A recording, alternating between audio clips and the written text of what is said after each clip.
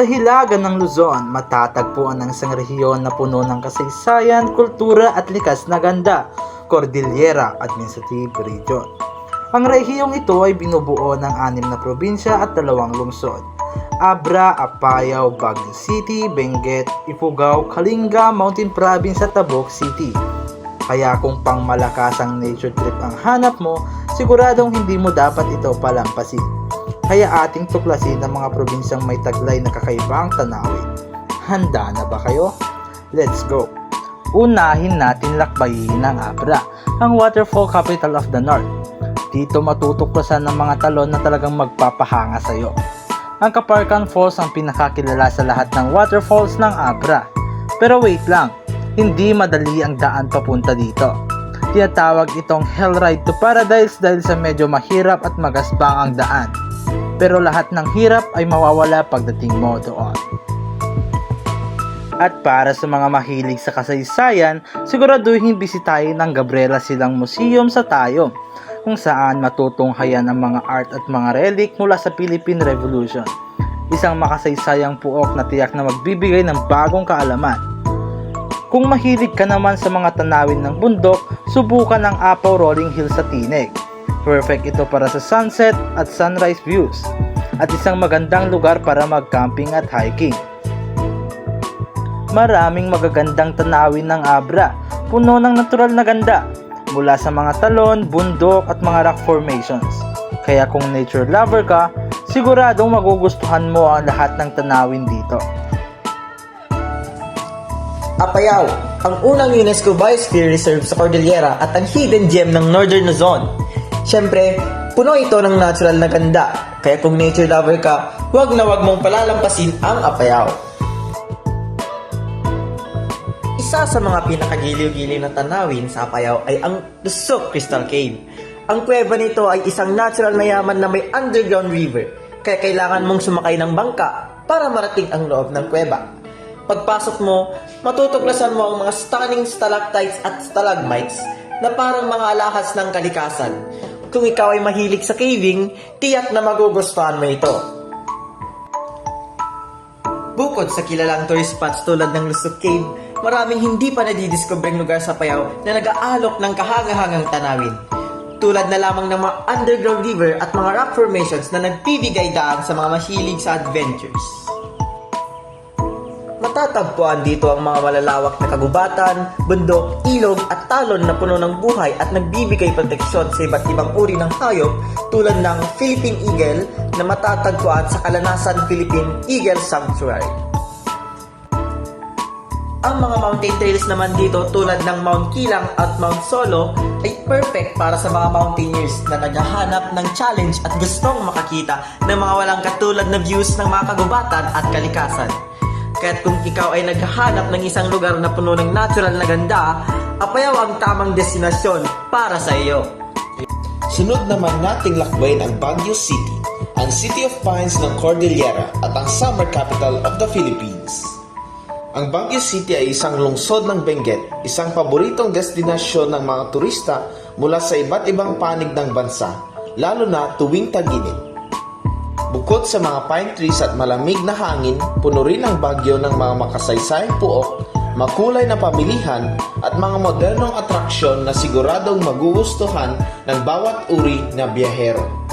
Isa sa mga tanyag na tanawin sa Baguio ay ang Baguio Cathedral o mas kilala bilang Our Lady of the Atonement Cathedral. Matatagpuan ito sa tuktok ng isang burol kaya't makikita ang buong lungsod mula sa simbahan.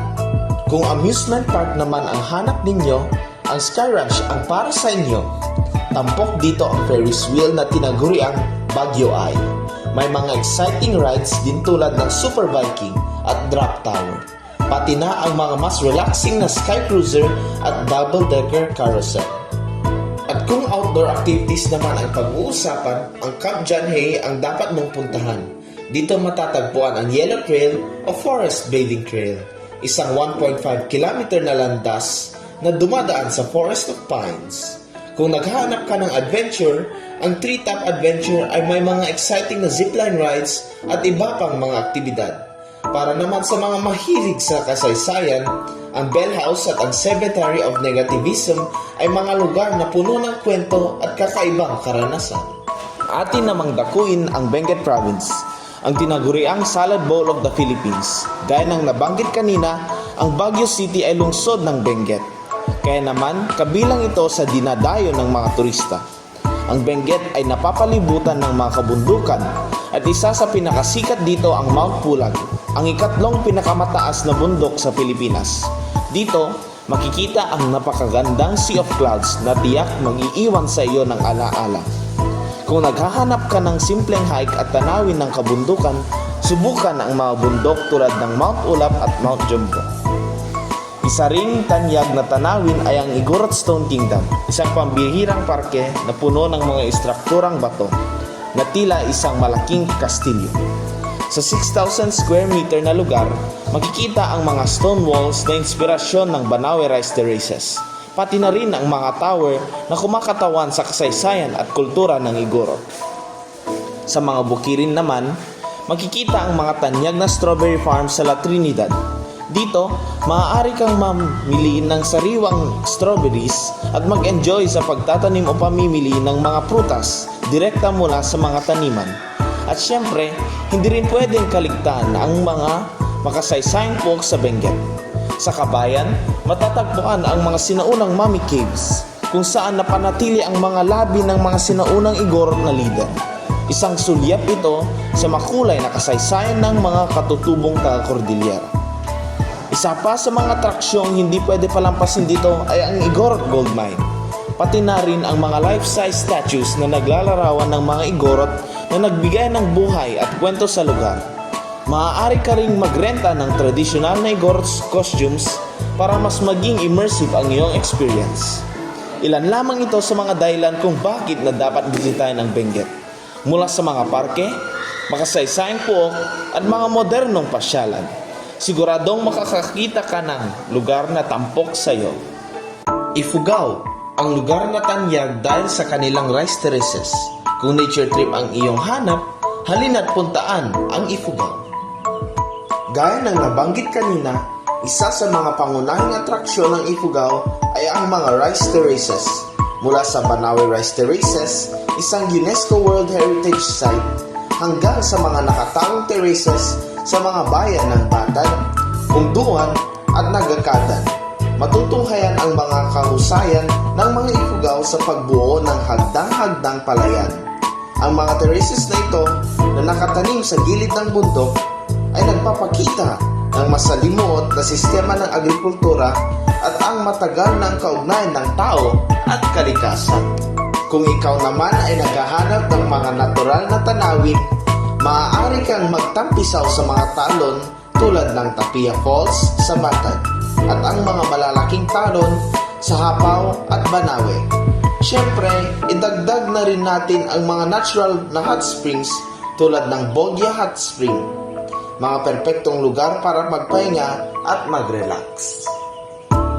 Ang Ifugao ay puno rin ng kasaysayan, kaya huwag kaligtaang bisitahin ang Kiangan War Memorial Shrine na nag-aalay ng paggalang sa mga sundalong lumaban sa World War II. Makikita rito ang makasaysayang pagninilay sa kahalagahan ng mga sakripisyo noong panahon ng digmaan. Para naman sa mga naghahanap ng mas tradisyonal na karanasan, makikita ang mga lokal na sining sa Ifugao Woodcarvers Village, kung saan makikita ang mga bihasang lokal na gumagawa ng mga kahanga-hangang woodcraft. Dito mo rin matutunan ang iba pang mga tradisyonal na sining ng Ifugao. Isunod natin ang Mountain Province. Tara na tuklasin ang mga sikat na lugar sa Sagada at iba pang bayan sa Mountain Province na siguradong magpapawaw sa iyo. Ang Mountain Province ay tahanan ng mga kamangha-manghang bundok at hiking trails. Kasama na rito ang mga sikat na bundok tulad ng Mount Pulag na may tinatawag na Sea of Clouds at Mount Kalawitan na nag-aalok ng mga panoramic views ng mga surrounding mountains. Ang mga bundok dito ay perfecto para sa mga mahilig mag-trekking at makaranas ng mga breathtaking na tanaw. Sunod ay ang hanging coffins. Makikita ang mga ito sa mga matatarik na bangin ng Echo Valley. Isang natatanging tradisyon ng mga katutubo na pinaniniwalaang nagbibigay daan upang ang mga kaluluwa ng mga yumaong mahal sa buhay ay makalapit sa langit. Pagkatapos ng mga hanging coffins, magtuloy sa isang trekking adventure sa Echo Valley. Tiyak na magugustuhan mo ang tunog ng iyong boses na bumabalik sa paligid ng Deep Valley. Kasama na rin dito ang pagbisita sa Bokong Falls, isang tahimik na talon na perfect para mag-picnic. Kung mahilig ka sa adventure, subukan ang Sepulking sa Sumaging Cave, isa sa mga pinakamalaking yungib sa Pilipinas. Dito, maghahanap ka ng mga rock formations tulad ng The Curtain at The Serpent. Huwag kalimutan maghanda ng komportableng damit at sapatos dahil magiging basang-basa at madulas ang ilang bahagi ng yungib. Ang probinsya ay may mga rice terraces din na kagaya ng mga matatagpuan sa Banawe tulad ng Kataklan Rice Terraces at Gede Rice Terraces. Ang mga terraces na ito ay simbolo ng husay ng mga Igorot sa agrikultura at nagpapakita ng kahalagahan ng mga komunidad sa pagpapanatili ng kalikasan. Para sa mga interesadong matutunan ang kultura ng mga Igorot, may mga museo din tulad ng Bontoc Museum na naglalaman ng mga artifacts, ethnic attires at mga gamit ng mga sinaunang tao ng mountain province. Kung hindi pa sapat ang mga tourist spots na nabanggit, tayo na't dumako na sa Kalinga. Ito, trivia. Alam nyo ba ang Kalinga at Apayao ay magkadugtong noon? Hanggang 1995, sila ay isang lalawigan na tinatawag na Kalinga-Apayao. Ngunit, hinati ito upang mas mapaglingkuran ang mga pangailangan ng mga katutubong mamamayan sa lugar. Ngayon, pareho na silang may kanya-kanyang yaman at kwento na naghihintay na tuklasin. Ano ba hinihintay mo? Tara na! Ang Kalinga ay may rice terraces din. Ngunit, hindi lang ang mga tinglayan rice terraces ang dapat palampasin. Makikita mo rin ang mga bundok tulad ng Mount Binuloan na perfect para sa mga mahilig mag-hike at mag-camping. Pati na rin ang Sleeping Beauty Mountain na kilala dahil sa hugis nitong parang natutulog na babae.